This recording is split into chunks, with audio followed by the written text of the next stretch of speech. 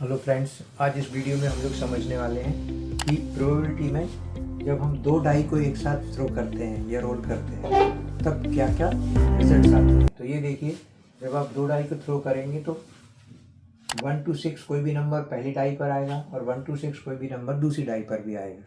तो इस तरह से हम ये पता कर सकते हैं कि टोटल कितने आउटकम्स होंगे, कितने रिजल्ट्स होंगे। तो देखिए, जब दोनों को टॉप फेस पर सम निकाला जाएगा तो 1 और 1 2 सम आ सकता है। अगर दोनों पर 1 बनाया तो सम 2 हो जाएगा।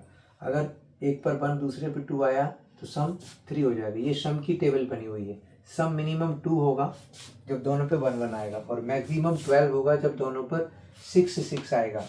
तो इस तरह से पेयर बना सकते हैं 1 1 1 2 1 3 1 4 1 5 1 6 2 1 2 2 2 3। इस तरह से सारे 36 पेयर यहाँ पर बनाए जा सकते हैं।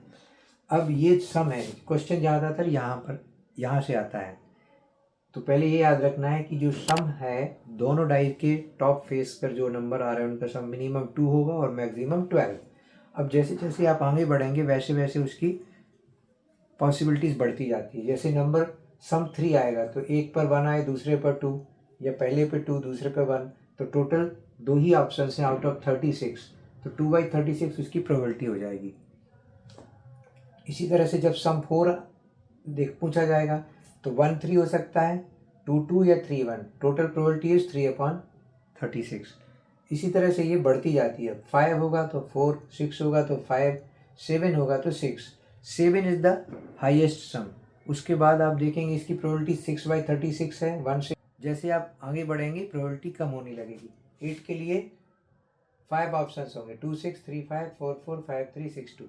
और इसी तरह से घटते घटते ये 12 पर जाके 1 हो जाता है। जब 6 और 6 आएगा तो प्रोबेबिलिटी हो जाएगी 1/36। तो इस टेबल से आप समझ सकते हैं। कुछ और फैक्ट्स हैं। कोई भी एक्सपेरिमेंट जब पहली बार किया जाता है जितने आउटकम्स आते हैं, जैसे इसमें एक डाई को थ्रो करोगे तो 6 ऑप्शन होंगे, 6 रिजल्ट्स होंगे। आपने रिपीट कर दिया, 2 डाई को ले लिया तो 2 की पावर लग जाएगी, 36 आउटकम्स आएंगे। अगर 3 टाइम्स रिपीट करेंगे तो 6 आ जाएगा।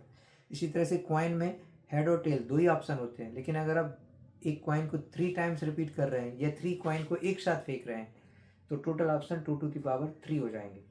तो ये एक बेसिक फार्मूला है। फिर आता है कि मैक्सिमम सम क्या है, तो मैक्सिमम प्रोबेबिलिटी किसकी है, सम 7 की प्रोबेबिलिटी सबसे ज़्यादा है। एक और चीज़ है, इन सारे 36 में से कोई भी डिजिट, एनी डिजिट कितने पेयर में दिखाई देता है। जैसे 2 की बात करें तो 2 कितने जगह पर दिखेगा, तो 2 जब आप देखेंगे 2 के साथ 2 1 2 2 2 3 2 4, तो 6 जगह तो ये यहाँ पर रहेगा 2। और बाकी ये वाली टेबल में देख 1 के साथ 2 आएगा, ये तो रिपीट हो गया, तो 6 + 1 7 8 9 10 11।